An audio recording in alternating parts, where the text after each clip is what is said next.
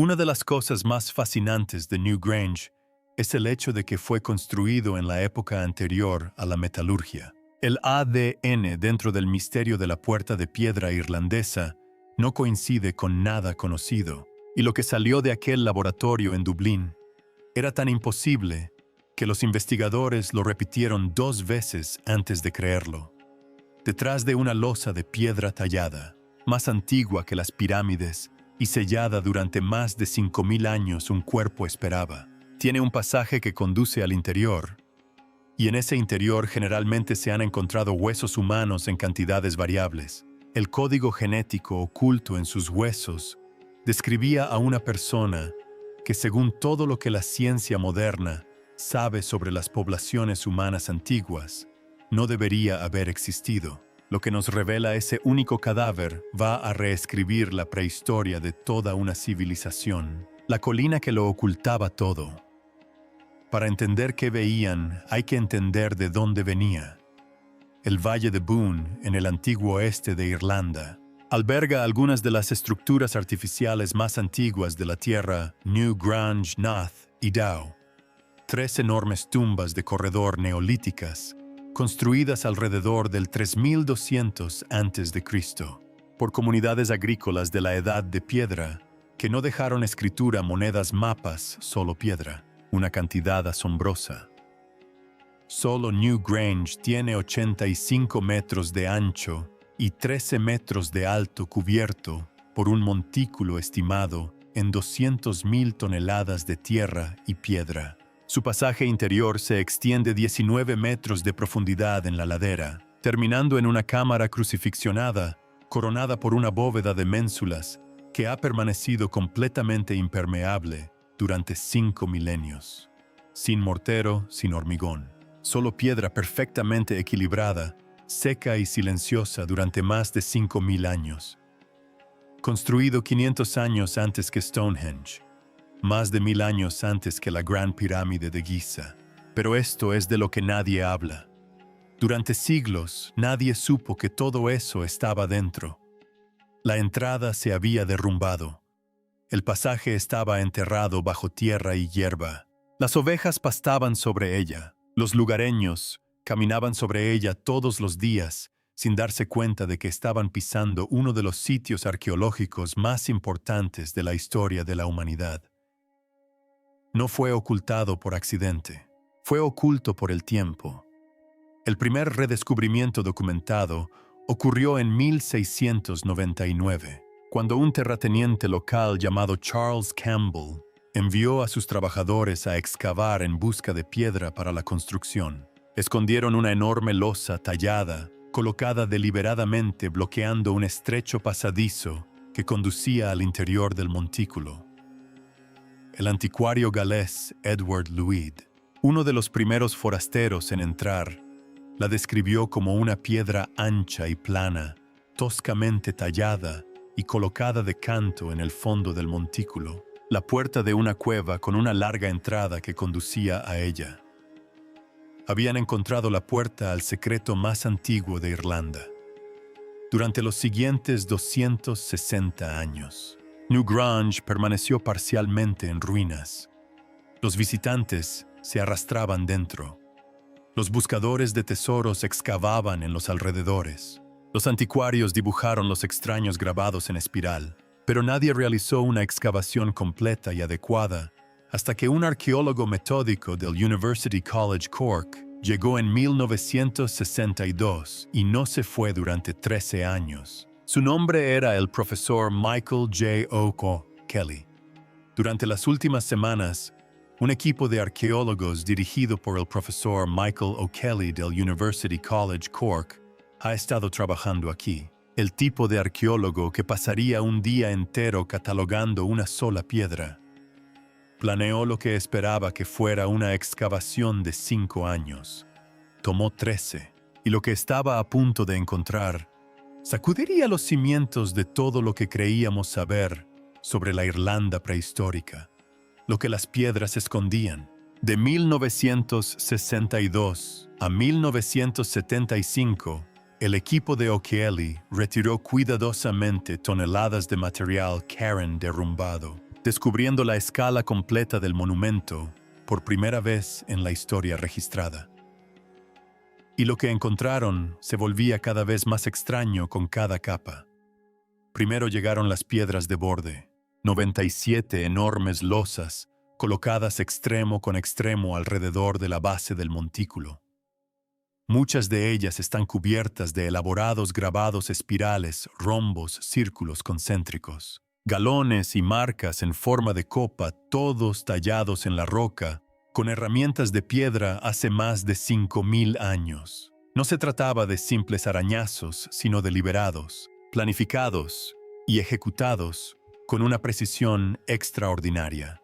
Una piedra en particular, la del bordillo de la entrada, se considera hoy una de las piezas de arte prehistórico más famosas de toda Europa. Sus espirales triples entrelazadas están talladas con una seguridad y un control que aún asombran a los arqueólogos modernos. Pero O'Kelly no se conformó con el exterior. Cuando su equipo finalmente despejó y estabilizó el pasadizo, encontraron algo que ninguna otra tumba de corredor en Irlanda había revelado jamás. Muy por encima de la entrada oculta bajo siglos de escombros derrumbados, había una pequeña abertura rectangular. No era una ventana ni daños por descomposición, era una ranura cuidadosamente construida, con losas de piedra cortadas a propósito y colocadas en un ángulo preciso, apuntando hacia el horizonte sureste. O'Kelly la llamó la caja del techo. Nadie había visto jamás nada igual. Tenía una teoría, pero no pudo demostrarla, hasta que llegó la mañana indicada, el 21 de diciembre, el solsticio de invierno, el día más corto del año. Aquella mañana de 1967, O'Kelly se encontraba solo dentro de la cámara, en completa oscuridad. Sin linternas, sin colegas, solo él y 5000 años de silencio. Al salir el sol sobre la cresta del valle de Boone, un tenue rayo de luz dorada atravesó la caja del techo, recorrió el pasaje de 19 metros e inundó la cámara interior con una cálida luz anaranjada. El profesor O'Kelly, quien excavó el yacimiento, descubrió que durante el solsticio de invierno, alrededor del 21 de diciembre, el sol naciente brilla durante un breve período a través de esta caja. Durante 17 minutos, la habitación quedó completamente iluminada. Las pilas de piedra resplandecían. La triple espiral de carburo en la pared del fondo cobró vida con sombras y detalles. Luego la luz se retiró y la cámara volvió a oscurecerse. Acababa de demostrar algo que casi nadie creía posible. Una comunidad de agricultores de la edad de piedra sin lenguaje, escritos sin herramientas de metal y sin matemáticas, tal como las entendemos. Había construido un instrumento astronómico tan preciso que seguía funcionando a la perfección después de 5000 años. Pero esto es lo que la mayoría de la gente desconoce de esa cámara. También hace algo más. El techo en voladizo crea ondas estacionarias a frecuencias bajas específicas, frecuencias que afectan la percepción humana y que pueden alterar la conciencia. 2 o 3 minutos dentro de ese espacio, en la resonancia adecuada, y uno empieza a sentir, incluso ahora, que la habitación le está haciendo algo, no de forma pasiva, sino activa, como si la geometría misma tuviera un propósito. Quienes conocieron a O'Kelly decían que tras sus años a solas, allí nunca volvió a ser el mismo. Una vez comentó extraoficialmente que sentía que lo observaban. No una persona ni un fantasma, sino el propio edificio. Si esto ya te ha intrigado, suscríbete ahora y activa las notificaciones. Porque lo que había dentro de esas pilas de piedra, cuando la luz de O'Kelly las iluminó, es lo que lo cambia todo. Lo que encontró allí permaneció guardado en el archivo de un museo durante más de 50 años, hasta que Cassidy realizó una prueba para la que nadie estaba preparado. Los huesos, las pilas y la sangre. Dentro de la cámara funeraria, el equipo de O'Kelly encontró los restos cremados de al menos 5 personas. colocados en grandes pilas de piedra talladas en granito y arenisca macizos. Estas pilas se ubicaban en 3 nichos dispuestos en forma de cruz.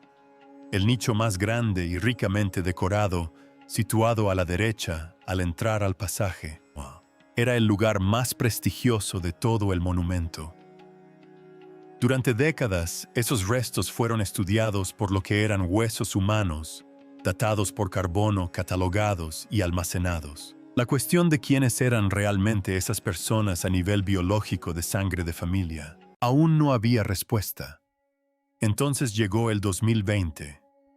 El equipo liderado por Cassidy y Bradley realizó un análisis de ADN antiguo del material óseo de ese hueco de la derecha. Y el resultado que tenían ante sí era el hombre enterrado en el puesto más prestigioso de Newgrange. La persona ubicada justo donde incide la luz del solsticio fue producto de una unión incestuosa de primer grado. Sus padres fueron casi con toda seguridad un hermano y una hermana. Este hombre resultó ser extremadamente consanguíneo, así que pudimos confirmar que sus padres eran parientes de primer grado, es decir, hermanos de sangre padre e hijo. Reflexionemos sobre esto. A lo largo de toda la historia humana documentada, la endogamia deliberada dentro de una familia gobernante solo se ha registrado en un puñado de civilizaciones. Los faraones del antiguo Egipto, la realeza inca del Perú y la dinastía Habsburg de Europa. En todos los casos, la práctica no se debía a la ignorancia ni al azar, sino a razones teológicas. Se trataba de reyes dioses gobernantes divinos, cuyos linajes se consideraban demasiado sagrados, poderosos y trascendentales, como para ser contaminados por sangre humana común. Y aquí teníamos la prueba genética de que el mismo sistema operaba en Irlanda más de 1000 años antes de que el primer faraón egipcio se sentara en un trono. Solo eso ya sería extraordinario. Pero el análisis de ADN no se detuvo ahí. También reveló que este individuo era pariente de 6 DREs de personas enterradas en otras tumbas de corredor, dispersas por Irlanda, en Camore y Kerriel, en el condado de Sigo, en la bahía de Milán, en la costa noreste. Esto no es una coincidencia, es arquitectura. Una familia que contaba con la mano de obra, los recursos y la autoridad política suficientes para erigir múltiples monumentos de piedra de gran tamaño en toda una isla. Una familia que mantuvo el control social suficiente para asegurar que sus difuntos fueran siempre colocados en los lugares de mayor honor generación tras generación. No se trata de un jefe de aldea que construyó una bonita tumba. Se trata de una dinastía, un linaje real neolítico, una clase dominante que selló a sus muertos de sangre divina tras puertas de piedra y codificó la alineación del cosmos en la arquitectura sobre sus cabezas. Si esta familia controlaba las tumbas y las tumbas controlaban el paisaje, ¿qué creían ser exactamente? La piedra habla. He aquí lo extraño. Quienes construyeron Newgrange no eran ingenieros aislados que casualmente eran buenos apilando rocas. Eran una civilización que entendía el paisaje como un texto vivo y plasmaron su poder en él con oraciones de 200.000 toneladas.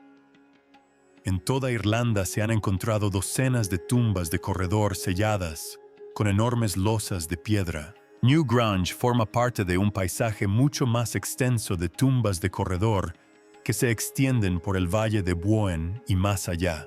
No solo estaba cubierta, sellada y cortada a la medida de tal forma que en muchos casos el aire no podía pasar. La piedra de entrada de Newgrange pesa varias toneladas y fue colocada con precisión quirúrgica. El pasaje tras ella fue diseñado para ser accedido únicamente por la luz del sol del solsticio de invierno. Durante los otros 364 días del año, la cámara permanecía en completa oscuridad. Cuando los primeros exploradores modernos volvieron a atravesar esas puertas de piedra siglo tras siglo, los interiores casi siempre estaban intactos. techos con ménsulas intactos, piedras talladas sin moverse, pilas que aún contenían las cenizas de personas que murieron antes de la invención de la escritura. Ahora deténganse en esto un segundo. Quienquiera que cerró estas puertas quería que permanecieran cerradas. La piedra no olvida, pero lo que ninguno de esos primeros exploradores pudo haber sabido, lo que nadie pudo haber sabido hasta que Cassidy y Bradley realizaron su análisis, fue lo que los huesos mismos aún contenían. Encerrado dentro de restos cremados de 5.000 años de antigüedad, había un mensaje biológico a punto de reescribir la historia de quienes creían ser estas personas, y apuntaba en una dirección que nadie vio venir. El código en el hueso. He aquí lo que hace que esto sea un sistema, no un accidente, en todo el mundo antiguo. Cada civilización que practicaba la endogamia real lo hacía por una razón: concentrar el poder divino dentro de un solo linaje. Los faraones no se casaban con sus hermanas porque carecían de opciones. Lo hacían porque su teología exigía que la sangre divina permaneciera incontaminada. En Irlanda hace más de 5.000 años, la misma lógica estaba presente. Una familia controlaba el territorio. Ellos construían los monumentos, los alinearon con el sol, enterraron a sus muertos de sangre divina purificados por el incesto en las posiciones más sagradas dentro de esos monumentos. Luego sellaron las puertas. El patrón es tan específico, tan coherente internamente, que deja de parecer un experimento de agricultores prehistóricos con piedras y empieza a parecer una religión de Estado. Pero el ADN tiene algo más que decir, y es ahí donde se complica toda la historia. El análisis genético reveló que estos constructores de tumbas neolíticas pertenecían a una población que fue reemplazada casi por completo en los pocos siglos posteriores a la construcción de New Grange. No desaparecieron gradualmente, no se integraron. Fueron desplazados por agricultores procedentes de Europa continental. El pueblo de la cultura del vaso campaniforme llegó con nuevas herramientas, nueva genética, nuevas costumbres funerarias y sin conocimiento de lo que estaban heredando. Se ha ido, no derrotado, no convertido, se ha ido su idioma, los nombres de sus dioses, el término para el solsticio de invierno, el evento en torno al cual construyeron durante generaciones toda una civilización. Y una de las cosas más interesantes del nuevo Grinch es la alineación celestial.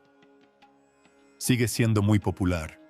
Si se elige el solsticio de invierno, se tiene esta daga solar que atraviesa una enorme distancia para iluminar las cámaras interiores. La palabra que pronunciaron cuando la luz se filtró por el alféizar del techo, el 21 de diciembre, se desvaneció de la faz de la tierra. Ahora imaginen lo que eso significa. La población que llegó caminó sobre esos monumentos. Construyeron sus propios asentamientos en la misma tierra, bebieron de los mismos ríos y no tenían ni idea de que bajo las colinas cubiertas de hierba que los rodeaban yacían las cámaras selladas de una dinastía que una vez gobernó esta isla con precisión teológica. Cuando los pueblos posteriores inventaron sus propias historias sobre New Grange, lo llamaron un montículo de hadas y lo imaginaron como el hogar de seres sobrenaturales. No tenían ningún recuerdo de las personas que lo construyeron.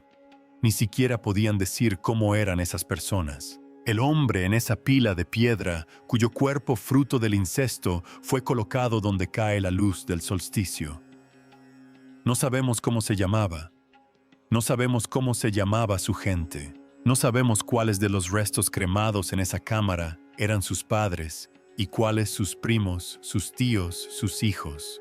El ADN que Cassidy y Bradley extrajeron es la única voz que les queda. Y lo que dice es que el suelo que pisamos es más antiguo, más extraño y más deliberadamente diseñado de lo que nadie imaginaba. El portal y la promesa. Ahora imagínate lo que eso significa en realidad. La verdadera pregunta nunca fue qué había detrás de la puerta de piedra. Sabemos lo que había allí. Huesos cremados, pilas de piedra, talas en espiral. Los arqueólogos denominan tumba de corredor a las Maigrange. Estas tumbas tienen un pasaje que conduce al interior, donde generalmente se han encontrado huesos humanos en cantidades variables. Los últimos vestigios biológicos de una dinastía real que controló Irlanda antes de la llegada de los celtas, los vikingos o cualquier otro pueblo del que tengamos nombre. La verdadera pregunta es, ¿por qué lo sellaron? ¿Por qué construir un monumento de 200,000 toneladas que coincidiera con un único amanecer cada año? Depositar allí los restos de sus líderes de sangre divina y luego cerrar la puerta sabiendo que quizás nunca se vuelva a abrir. Eso no se hace por un calendario. No se hace para marcar una estación. Se hace por una razón que importa más que cualquiera de las personas involucradas. En la mitología irlandesa, las tumbas de corredor como Newgrange se describen como Sidda puertas al otro mundo, el reino de los Tata de Dan. Los antiguos seres divinos, que según se dice, gobernaron Irlanda antes que los humanos. La piedra de entrada tallada no era decoración. Era un marcador de límite entre los vivos y los muertos. El pasaje era un viaje simbólico. Entrabas como inmortal, salías transformado o simplemente no exististe. He aquí lo que hace que esa mitología sea inquietante. Sobrevivió durante miles de años entre personas que ya no sabían quién construyó esos montículos, que ya no hablaban el idioma de los constructores originales, ni practicaban su religión.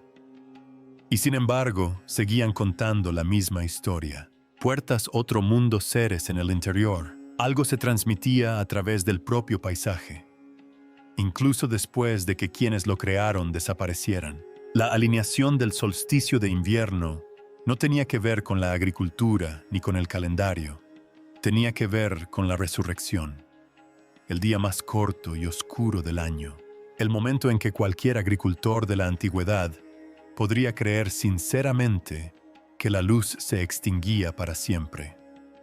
Y en esa misma mañana, un rayo de luz penetra la tumba sellada y aterriza en el lugar donde descansan los muertos. Eso no es un reloj.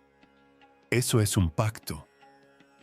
Estas personas sellaron a sus reyes tras una piedra porque creían que esos reyes no estaban muertos, estaban esperando. Y la puerta fue sellada no para impedir la entrada de los vivos, sino para mantener algo dentro, algo que se agitaría cuando la luz adecuada lo iluminara en la mañana adecuada. Nada. En este monumento fue casual. Ni la alineación, ni la cámara acústica, ni el gobernante fruto del incesto en la pila de piedra, ni la puerta sellada. Cada elemento fue intencional. Cada detalle era estructural. Entonces, ¿qué estaban construyendo exactamente?